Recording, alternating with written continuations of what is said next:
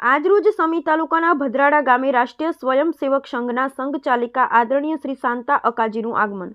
પાટણ જિલ્લાના સમી તાલુકાના ભદ્રાડા ગામમાં આજરોજ રાષ્ટ્રીય સ્વયંસેવક સંઘના રાષ્ટ્રીય સેવિકા સમિતિના પ્રમુખ સંઘ સંચાલિકા આદરણીય શ્રી શાંતા અકાજીનું આગમન. સરપંચ શ્રી પૂજાબેન પટેલ તથા વરિષ્ઠ સ્વયંસેવક શ્રી પરેશભાઈ વ્યાસ, ભાજપ મહામંત્રી મહેશભાઈ વ્યાસ, શિક્ષક શ્રી કનૈયાલાલ ગજ્જર તથા મંત્રી પોપટભાઈ ભરવાડ તેમજ ભદ્રાડા પ્રાથમિક શાળાની બાલિકાઓ તથા સમસ્ત ભદ્રાડા ગ્રામજનો મળી ભારતીય પરંપરા મુજબ સ્વાગત કર્યું.